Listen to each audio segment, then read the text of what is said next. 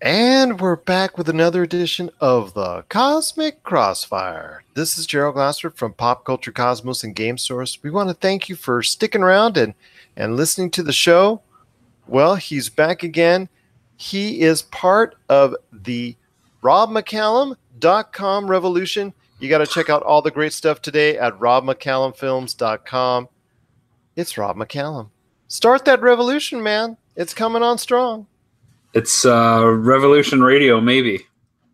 Well, I hope so. I hope so, because you got a lot of stuff, a lot of great stuff coming out there. Like, of course, Backed or Busted crowdfunding. You got to check out that on Facebook. Also, as well, the Kitty documentary. You can pre-order it right now. It's coming out on March 30. But I know you got a lot of stuff. I know you got a lot of other stuff that's planned as well. Yeah, we got a potentially new documentary in the works that we hope to launch via Kickstarter campaign in late April. Again, I'm just waiting for like one or two more pieces to be able to tell people about what Jay Bartlett and I are trying to cook up. Nothing's 100% until we throw it out there, but we're closer than ever to be doing some sort of a spiritual successor to Nintendo Quest. And it's taken a long time to get to this point. So we just don't want to rush it. We want to make sure it's just right and everything just lines up before we can kind of say anything officially. But we're really excited. And I know I've told you some details behind the scenes that you've kept in the vault and under lock and key. And I know you're excited to talk about it. Which is pretty hard for a journalism major. Yeah, never spill your beans to the press. So there you go. Broke the first rule. Well, he said off the record. So there you go. Everything with me is always off the record. And of course, we have Power of Grayskull coming out this year at some point. And I can't say too much more about that because my colleagues insist on radio silence. And then we have Box Art that should come out near the end of the year. Plus, who knows what else is going to be between now and then. It's going to be an exciting year for us. Yes, it is indeed. And everybody wants to just keep up to date by heading over to Rob McCallum Films on Facebook or RobMcCallumFilms.com. You got it. So, Rob, I know we've got a lot to talk about when it comes to pop culture. So, pray tell, Rob, what is on your mind when it comes to pop culture? Well, you actually pointed me towards our first news item of business, and that was a Polygon article that talked about a Kickstarter campaign for a video game, System Shock. And it made news because there's over 21,000 backers, and they raised $1.3 million to make this remake happen. Now, of course, the studio is also working on System Shock 3, and the plans for System Shock 3 are not affected by their remake of System Shock, and they have basically said it's on hiatus. Well, let's just get everybody up to date. This was a Kickstarter project for System Shock, which is the spiritual predecessor to what is now known as the BioShock series. Okay, there you go. And it comes from Night Dive. And basically they have said something as simple as, we took the wrong path. Our vision expanded beyond what we thought. Everybody wanted to add their own 2 cents. And before they realized their money was gone, and they're going to be not necessarily laying off 14 people, but they will no longer be continue working with 14 contract workers, which is unfortunate. No full-time people will be laid off, but this is a classic case of careful what you bite off when it comes to a Kickstarter campaign, because it's unfortunate that this is happening for the product itself, the actual game, and this is real world stuff. But you have all these backers that put $1.3 million together. Whether that money includes shipping or not, I'm not sure. And so now you've got 2 groups of people that are upset. You've got the real world business stuff and that business life cycle and getting that product out there and into that ecosystem. And then you have the backers that were promised this and put their money forward ahead of time. And it's a lot of it just seems like mismanagement. They didn't know what they're doing. They didn't kind of keep tight strings around what the project how it was going. And they are basically not sure with when it's going to happen. They have said that it will happen, that it will come out, which, they have to do legally. They're obligated to have it fulfilled. And with software and other technological based projects, it's not uncommon to have delays. I know what it's like. The Nintendo Quest video game has been delayed from when we thought it would be due to very similar circumstances. It seemed to be a lot more difficult to create than we initially thought. But now we're back on track and getting it out there. So I can relate to this on a very intimate level, we didn't raise $1.3 million, and I'm not letting go 14 part-time kind of contract workers, but it is a similar thing. And if you talk to any Kickstarter creators that have had successful campaigns or done multiple campaigns, the number one thing that they'll tell you where the delays came from, it comes from third-party vendors. So when you have to go and depend on outside sources to fulfill your project, that's usually the point at which things will be delayed or hung up or cost more than you thought. Now, they're not really dealing with third-party vendors so much, but they are relying on the work of at least 14 contract workers in addition to their full-time employees to get this out there. So it's maybe a second-party kind of worker. The individual who ran the campaign or Night Dive Studios, they didn't have enough core resources to get it done right away. So that's one of the things I was caution against. When you bring your project or your amazing idea to Kickstarter and let the masses kind of decide with their dollars and they vote with their money whether this should be supported or not, make sure you can fulfill your promise. It sounds simple, but it's not simple. Like, you make sure your scope has really been reined in and honed in. And clearly, Night Dive Studios didn't have that, or didn't continue to have that approach to the content. And now over 21,000 people are pretty upset that their money isn't is on hiatus like the game. They don't know when they'll get it, and they say that it's coming, and I applaud them for sticking to it, but we don't know. We don't know.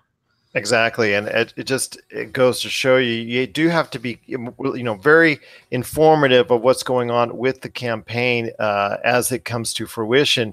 And I know the issue of getting the money was great and all that, but it looks like from what I was reading and investigating that it appears that once they had the money and they started the process, that trying to initially get more funding from publishers, distributors, whatnot, that seemed to be the issue, because they thought, oh, well, we got this 1.3 million.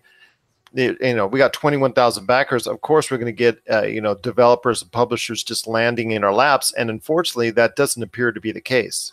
Yeah, again, reliance on outsiders to see the vision come to fruition. And that sounds like a pretty big gamble to me, to say, well, if we're successful here, we'll be successful there. And for you to have a Kickstarter campaign where you say you're going to deliver this no matter what, but then to also say, actually, it wasn't no matter what. It was a two-part process. We hoped, if we were successful on Kickstarter, that we would lure the attention of a publisher. And that hasn't happened. Now, that is also a pretty big blanket statement. Why hasn't a publisher been interested? What are they asking for in terms? Have they just been offered bad deals from publishers? Has no publisher said, I'm interested? There's got to be something a little bit more behind the curtain on that, because it doesn't take a lot to read between the lines and figure out that there's probably been opportunities and it's been squandered. And if the production of the game and development of the game has been squandered, there's probably been something done on the business development side that begs further review as well. I agree. It could be an issue of ownership. It could be an issue of what's the split, things of that nature.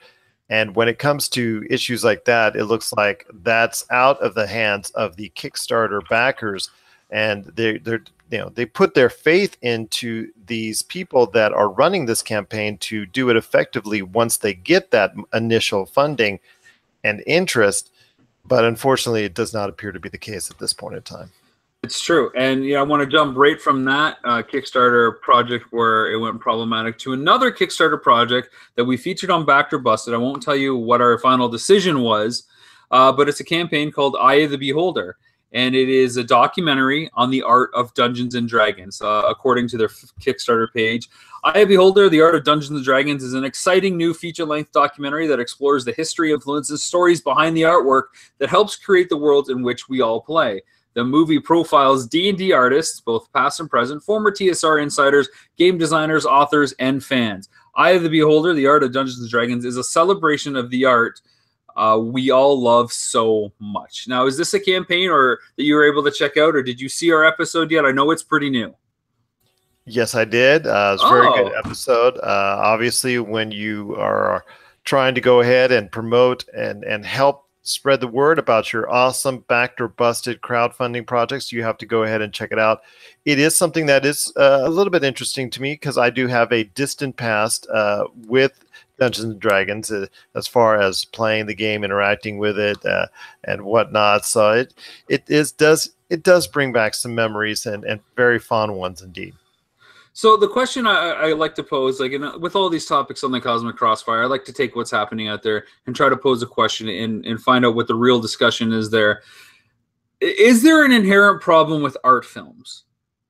Art is so personal and subjective to the individual that it seems it's really hard. And believe me, I'm going to talk about box art here as a series and the complications and difficulties that I've had in crafting that series. Is there an inherent problem with documentaries that seem to tackle art, that it's just never enough and it's always surface based? If you checked out the episode, you were able to see both trailers, because we showcased both the newer one and the original one. And I feel like that the second one really just says, this art was great. Look how cool it is. Boy, it really informed how I play. This is really cool looking things. That's not a documentary to me. And that's my biggest concern with the project. Now, their first trailer did a lot more to illustrate what we hope to see. It does kind of go into a little bit of the history and the influence and some of the, the war stories behind some of it getting made. But ultimately, I came away feeling like these are people talking about their favorite pieces and the artists talking about what they went through for the pieces that are most well known. Is that enough to justify a documentary? That's a hard thing to say, because like you're dealing with now with Box Art, the docuseries coming hopefully in the near future.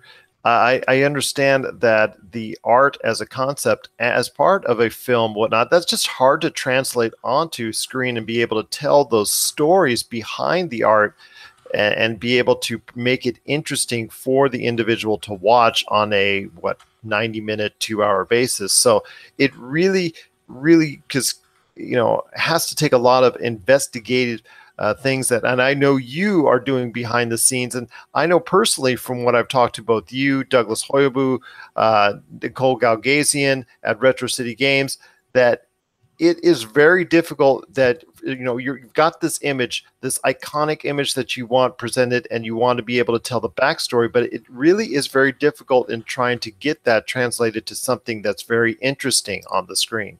Well, where I think this falls down for me, and I haven't seen the film, and I know they're close to finishing up, and I will give them props for getting the documentary out later this year. It's really hard to take a project and shoot for 3 years like they did without raising any capital, and then put it on Kickstarter and say, look, this is going to be out in about 6 to 8 months. This is the real deal. Here's your chance to kind of get in on it. So I give them props for that. But I feel like there's no thematic statement. I feel like it's pretty blanket to say, we're going to examine the history, the key players, the influence, the fans. Like, it just feels like, okay, here's the brand. Here are the staple requirements for us to put in our paragraph. And then that's job well done. Like, what's missing for me is a thematic statement. Give me that one statement that binds it all together, where every scene, every interview comes back to that thematic statement and explores it in different ways to give us the structure of your 90-minute to 2-hour film. And I know you're trying to create that and craft that with Box Art, the docuseries, and create, and actually the things that I've seen with your projects, Missing Mom and also Nintendo Quest, is that you're trying to present that out as far as an overall theme. And I remember the first time I reviewed Nintendo Quest, your first words is that I'm glad to see that you got it, were in response that as far as not just what was being presented on the screen, but also what was behind it as well. Well, it's always hard for an artist. You hope the audience gets it. And with a film like Nintendo Quest, with so much surface attention about the game show elements, can he do it? Here's his obstacles that he can't adjust. Will he do it? What's he going to come up against? There's a lot of surface busyness that is compelling in its own right, let alone what is the underlying hook that makes it all matter? Exactly. And so, like, why does Dungeons and Dragons art matter? What is your thematic statement? And for box art, it took me a while to really figure it out. And I had to essentially recut 6 episodes because I just had interviews there. And sure, they took 20 minutes, but it wasn't anything I was super proud of. It was like, okay, it worked. So that's interesting.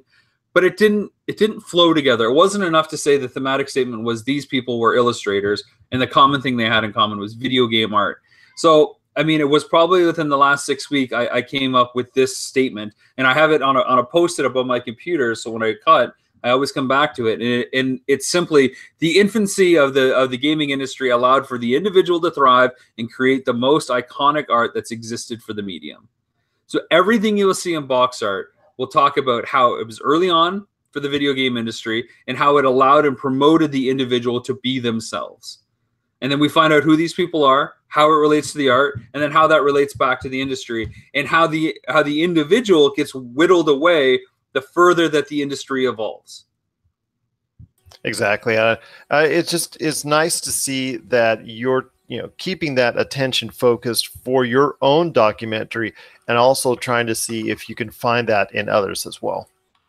Yeah, so this is more like a kind of call to arms for my fellow documentarians or filmmakers out there. It's any filmmaker, because even when you're making a horror film, you're making a rom-com, a drama. What is your thematic statement? What is that vision you're trying to express to the audience? And how is your film the vehicle to explore that? Just give me some of that. This campaign, Eye of the Beholder, whether you choose to back it or not, regardless of what we've said on Backed or Busted, make sure you take that into consideration, amongst everything else we've said in the episode too. What is this film trying to say? And is that something important to you? And is that a journey that you want to go on? Well, hold on. I will say this, that, some of these filmmakers out there that are making rom-coms or horror movies or some type of genre movies and whatnot, sometimes their theme is to just make a lot of money on this film. But that's fine. But in order to make a lot of money, you need that underpinning so that it actually becomes worthwhile and worth talking about. If it's just junk food and candy, you're going to forget about that little sizzle when you first put it in your mouth. But if it has that staying power and you're like, oh, I want another pack of Pop Rocks because I really liked how it popped and sizzled, especially when I add a Mountain Dew, that's what makes it worthwhile. And then that's when you're making the big bucks. And that's when you're going to go see your dentist. There you go, because now you're spreading the information. Talking about things that are thematically evolved and maybe a little bit off the kilted path is a new David Letterman series that we talked about briefly a few episodes ago, and it's called My Next Guest Needs No Introduction, which of course is his famous throw-to line when he was hosting Late Night with David Letterman. He would always introduce his next guest. My next guest needs no introduction, and then proceed to introduce him with or her with a few key points that were relevant at the time. Does this work, this kind of format, for David Letterman and the world that we live in as an interview chat show and about an hour long on a streaming site? This kind of reminds me of a Charlie Rose, where it's an in-depth conversation, but now this is a little bit more, whereas Charlie Rose, I would say, is a little bit more serious. This is a little bit more comedic or tongue-in-cheek, and Letterman is picking the guests himself as people that he finds to be impressed with or he admires. I like the one that's in. Hold on.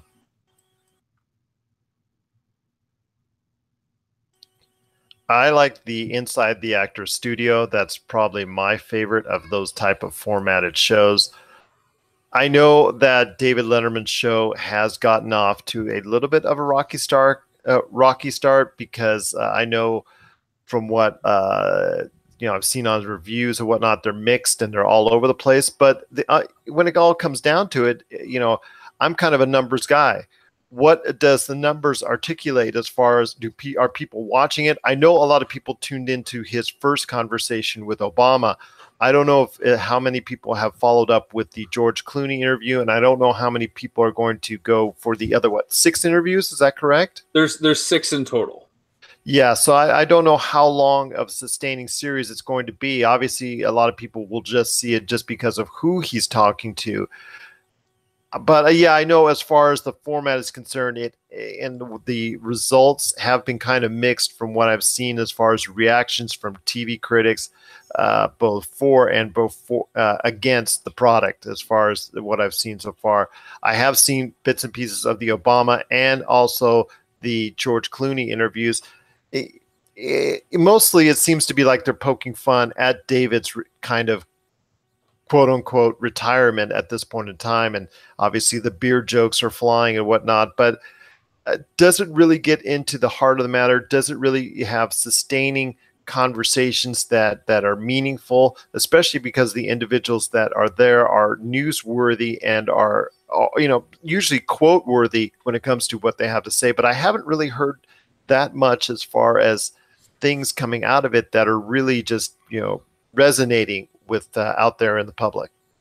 Well, I mean, I've seen both episodes that are out currently with President Barack Obama and George Clooney, and I appreciate them at least on the level of a podcast like Pop Culture Cosmos that I will return back to listen to hear more, both about the host and the guest, probably 60-40 in favor of the guest. I am a Letterman fan, so it is interesting to hear little tidbits be revealed of him, because that isn't something you typically get throughout the years. So I do find that fascinating. Now, one discrepancy I would say that separates the two episodes that are out there is the Barack Obama one was essentially all on stage in this theater.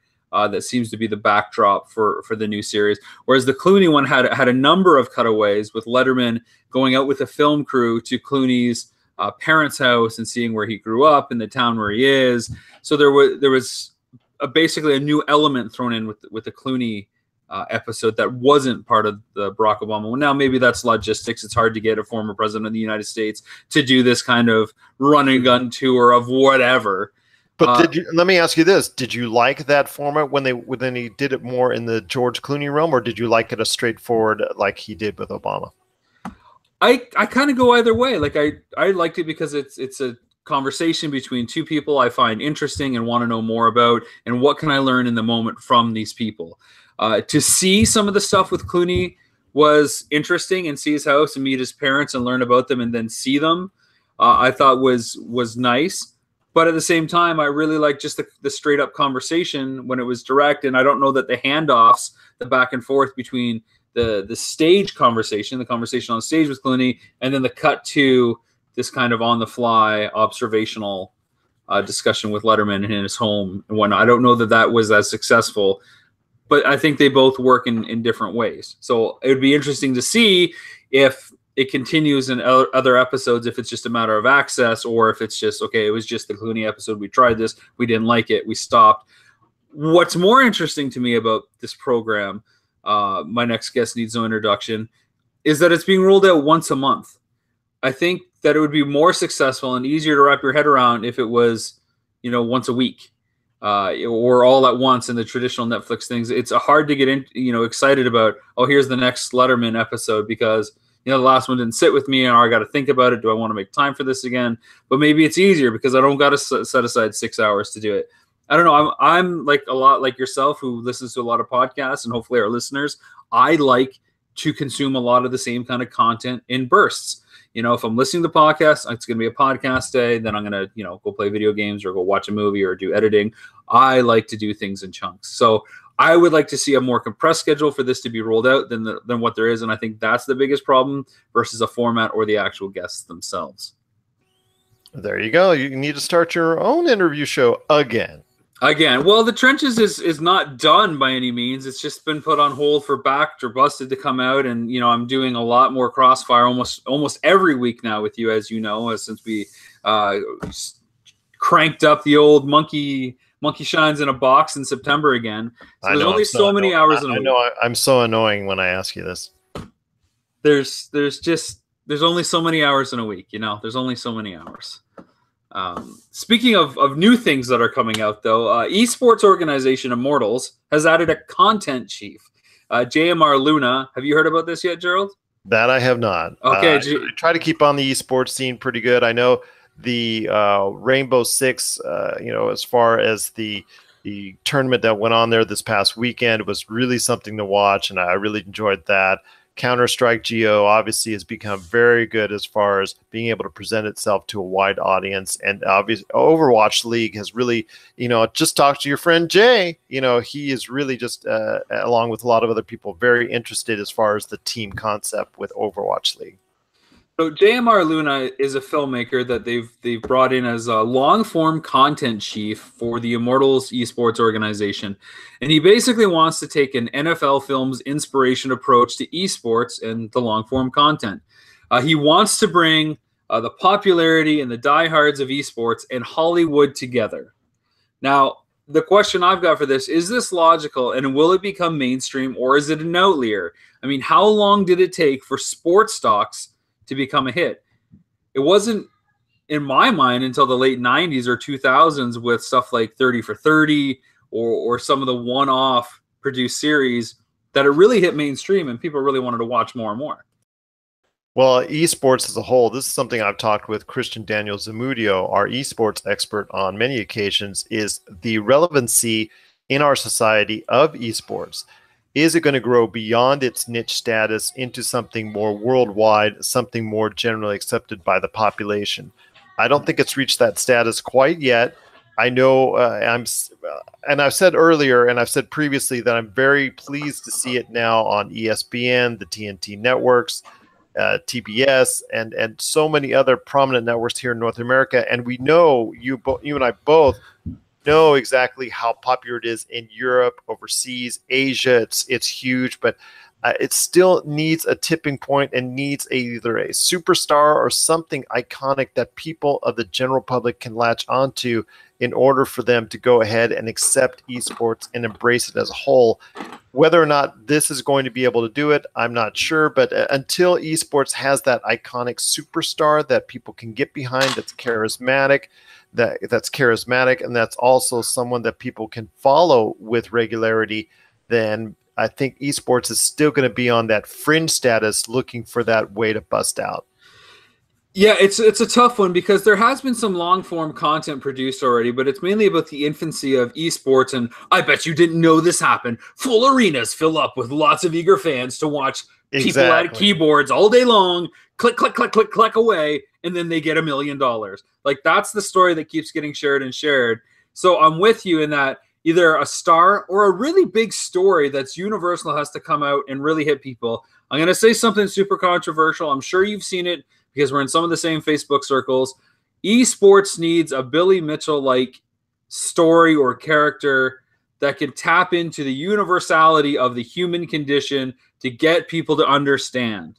If it did have a King of Kong type of rivalry, that's what I think me and a lot of other people are looking for as far as general audiences are concerned, that they can latch onto, that they can identify with. A rivalry, just take NBA for instance, for starters. Let's go for this. During the 80s, it was still, basketball was still relegated to a side sport. It really wasn't that heavily viewed. It was shown on late night on CBS television. Then this rivalry between the Boston Celtics and the Los Angeles Lakers really came to fruition during the 80s, and Showtime and obviously the Boston Celtics being very good as well. That seemed to resonate with a lot of people and general audiences everywhere, and that it snowballed into Michael Jordan's dominance, and so on to the end. We have what we have now with the NBA. Same thing with MMA. Those superstars, when UFC hit its height, I think maybe 3-4 years ago, with Ronda Rousey, also as well, Conor McGregor, and it was growing with those stars, of the past. That it built up until it hit that major point. It's still at a very high level, but it's still now in the point where it's going to start to need to look for that star again. Esports, I really think, still needs that special sauce, that's something that they can latch onto. And I really think a rivalry or a superstar, I think you hit it on the head as well, that people can relate to, that so that people like you and me can check it out even more often. Yeah, I think there's two major ingredients for esports to make that next leap, and the first one is legacy. It hasn't been around long enough to generate that kind of history that the Celtics could put on display, that the Edmonton Oilers can put on display when they had Wayne Gretzky, that any of these teams or any of these key players with stats. You need that resume, that legacy, that legitimacy that says, this is the guy, this is the team. And then you need that rivalry so that you can have legacy versus legacy, and then that's what creates fandom. Celtics and Lakers, East Coast, West Coast, our favorite, your favorite. When these two teams meet, that's when it matters. That's why sports like UFC did catapult as well as they did, because they had that built into the core of it. With esports, there's that layer, first of all, that there's a medium. Like, we're behind our avatars and there's software that's intervening. It's not like poker where you're an individual and you're playing the cards directly. You are on a team, so it's not about one person. And then you have the blanket of software between you and that kind of direct involvement. It's not as one-to-one. You're slightly removed, and it's hard to catapult that, especially when you're in a team setting. And, you know, you and I see all these numbers that are always posted with these articles on esports. And I often read them back when I speak to Christian, as far as, you know, the millions of hits that it gets on Twitch, the millions of dollars that's generated, the individuals as far as the celebrities and sports stars and teams and sponsors that are involved with it. And then you also see the sold out arenas. You hear about that and whatnot. But still, I think it needs that something even more to bring it to life, because I still think it's on that fringe, and I think it still needs something to push it over. And whether it's a superstar or whether it's a rivalry that you had spoke of, I think it still needs that special something before it gets over across on a large basis outside of Europe and outside of the Asian markets. I agree. And just when you thought we weren't going to talk about Star Wars or Disney, Last Jedi hit store shelves on March 27th. It comes out digitally 2 weeks before in Ultra HD. But on Blu-ray... 3 days before Kitty. Do you see any overlying competition there? No, not at all. I think Kitty's premiere was against something big at the end of October too, and we clearly had all the headlines. Last Jedi hits Blu-ray on March 27th. 14 deleted scenes and a feature-length documentary on the making of the film. And I don't know if there was already a documentary about the Force of Sound that ABC had aired, and I don't know if that'll be included or not. But Rian Johnson takes the audience and fans into the whole process of what it was like to make the film. So that'll be pretty revealing, I think. But it's these 14 deleted scenes that people are talking about already. My question is, what are the role of deleted scenes anymore? People are like treating them as canon when they've been deleted. They're not part of the story. You know, what is that line? And then it gets muddy and murky when you start to think that some of these deleted scenes were included in the trailer.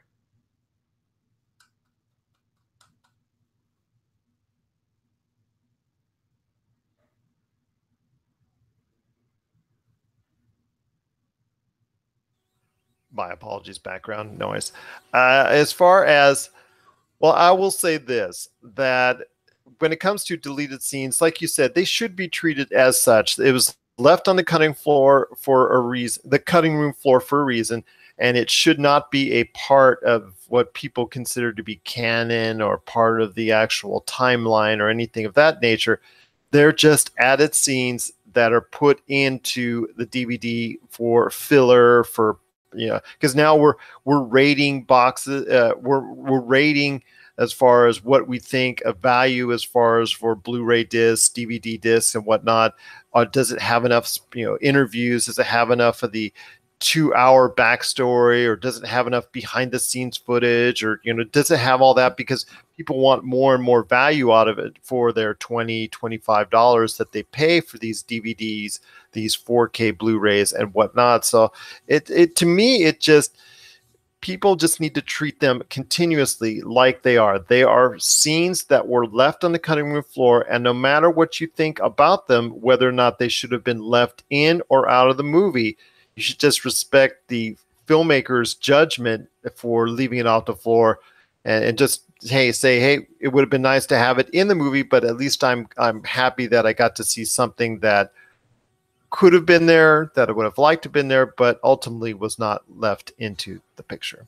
Well, I think when people talk about Justice League, especially with the director shakeup, with Zack Snyder taking a leave and Joss Whedon coming in to finish shoots, and a number of scenes being shot by Whedon that made it into the cut, everybody was essentially looking towards that director's cut and those deleted scenes. So I mean, same thing with Blade Runner. Same thing with Blade Runner 2049, where it was admitted that there actually can be, if you wanted to take all the extra footage that there was talked about, you know, being a 4-hour plus cut of the movie. So I guess the question I've got is, you know, how important is the minutia of what is canon? Are director's cuts canon, or is it just the theatrical cut? You know, are these deleted scenes deleted because the studio said that they weren't necessary, or is this a director's decision? And again, how important is the minutia of this stuff? Like, does it really matter? Like, here's the film. This is the story. Why are we killing ourselves over 14 deleted scenes and how it could alter our reality or our understanding of what the film was? Well, when it comes to Star Wars, you and I both know the answer is that people are really It doesn't passionate. matter, right? It doesn't matter. Nobody cares about it. Yeah, nobody cares at all. Right. Yeah, sure. When it comes to Star Wars, people are so passionate about it. And this goes back to what we've been talking about for months now when it comes to The Last Jedi, because people are just going over with with a fine-tooth comb and trying to point out every flaw, every mistake, every detail. It's trying to get the impetus to see if we can start another petition and all that. So it just, people just got to let it go and just, hey, if they don't like the movie, they don't like the movie. If they do, they do, and just leave it from there. And stop worrying about what scenes got left in and what scenes got taken out, and just enjoy it for what it is. And those 14 deleted scenes, treat them as such, and that they're not going to be part of the canon anytime soon. I think people get too up in arms about stuff. Everybody wants to look forward to the next thing and talk about it. I mean, that's part of the reason that shows like ours exist. We get to talk about things that are happening and speculate as we build up to the release date of these things or the street date. But I think we're starting to get a little crazy when it comes to, is the director's cut better than the regular cut or the theatrical cut? Are these 14 deleted scenes, should they be put into it? Is it canon? Is it not canon? I think we all need to take one of those big chill pills and just relax a bit on what matters and why. Well, I will say this, and before we head on out, the Blade Runner series, we'll go back to it again. You and I both know there's actually, 6 or 7 different cuts of that movie that's been floating around at some point in time or another, that's been shown to the public at some point in time, whether it's just a small Comic-Con or event or to a larger audience or the general audience, were shown on screen. So I could see from there it created all this confusion about which one is the best. Now Ridley Scott has obviously gone on record as far as which one he prefers, and I know fans are all across the board as far as their opinions on the original Blade Runner and which actual cut they like the best. So I understand as far as that's concerned, that creates a lot of confusion. But when it comes to the Star Wars canon and whatnot, people are just so passionate. It's just so hard to, for Lucasfilm and at this point now Disney and Star Wars Studios to really do anything really that's 100% accepted by the general public because of all the crazy ideas and all the crazy things when it comes to Star Wars fans and the Star Wars lore. Last thing I'll leave us with, and it's not even a question I have, and it's not much of a discussion, but I thought it was worth sharing for any Star Wars fans that are out there, because it's about Episode 9, and we like to talk about things years before they can come so we can constantly dissect it.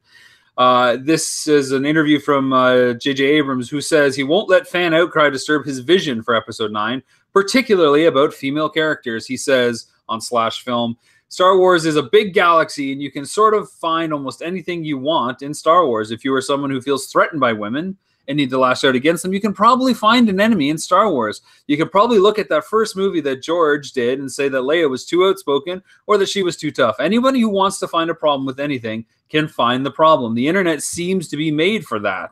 There's a lot I would like to say about it, Episode 9, but I feel like it's a little too early to be having Episode 9 conversations. I will say that the story of Rey, Poe, and Finn and Kylo Ren, and if you look, there are 3 men and 1 woman. To those that are complaining about there being too many women in Star Wars, their story continues in a way that I couldn't be more excited about and cannot wait for people to see. Do you have any thoughts on that statement or the fact that he is not going to let fan outcry disturb his vision for the next entry? Well, I'll start with a story that I know of. And you and I both know this when it came out. There was somebody that had the audacity and the idiocy to make a cut and post a cut of the Star Wars The Last Jedi with deleting virtually all of the female scenes in it. And I didn't tell, I posted it as far as the news is concerned and the backlash, obviously, that came about it, and rightly so. But I didn't tell my daughter, my oldest daughter, as far as what was going on, because I didn't think, it was just something that was that big a news. I thought it would just go away and just some troll being an idiot. But she caught wind of it. She actually saw it firsthand, and she was. I saw her one day, in our closet, just crying, and I was like, "What happened? What's wrong?" And she indicated to me she was so surprised and aghast that this went on, and she was so hurt, and to see her pain on her face was just truly just devastating for me. And basically just told her that there are people in this world that do not think as the general public out there does, and are threatened by the advancement of women and women's causes. And don't let that disturb you. Don't let that get in your way of accomplishing your goals and what you want to do in life. And there are so many other great people out in this world that you want to deal with in life. You don't have to deal with idiots like this at all. And sure enough, somebody made something quite the opposite. And that individual that did that obviously paid the price, because that individual got a huge backlash for what was presented, and obviously something of that nature that individual will have to live with and for the rest of his life, and look in the mirror and ask themselves, did I really do a good thing by putting that out there? And obviously they did, and they feel threatened by the advancement of what women are going to be doing now these days, and also minorities as well. Black Panther is scoring huge across the world, as far as it might be on its way to $1 billion, and people are still threatened by it, and they should be. And with Wonder Woman doing so huge last year, people shouldn't be threatened by her that by Wonder Woman's success, and they shouldn't be, because this world has a diverse mix of so many great people out there, and they better come to realization that this is the world we live in now, and they better get used to it. And if they can't, oh well, see ya. We're just going to be, Hollywood is now going to start embracing diversity even more so now, more than ever. And as I told my daughter, just like I said, don't let the idiocy of some affect you and the way you want to conduct your life. Well, there you have it. I mean, nothing to add there. Let's just close the Crossfire and call for a ceasefire. Well, I just had this, that J.J. Abrams, it should not let your vision as far as the trolls out there, say anything as well as far as how you want to conduct your movie. And just all I ask you is just make a great movie that doesn't emulate in every single way Return of the Jedi, like The Force Awakens did with Star Wars, but you won't go there. But I know I don't want to say that too loud, because Jay might hear me, and you know how Jay gets. He's got some thoughts, and he'll defend what he loves. That he will. That when it comes to Star Wars, that he will. But if you have any questions for us in the Cosmic Crossfire, just want to give us a heads up. popculturecosmos@yahoo.com. Also as well, Pop Culture Cosmos, Humanica Media, Game Source, and Rob McCallum Films on Facebook and Twitter as well. Rob McZob on Twitter. And tell you what, if you get a chance, again, check out all the great stuff at robmccallumfilms.com, and you'll be just going towards a great cause, and a lot of great projects that are coming up for this man right here, Rob McCallum. Thanks very much, sir. And until next time. Until next time, this has been a part of the Cosmic Crossfire. And Rob, as always, it's great to have you on the Pop Culture Cosmos.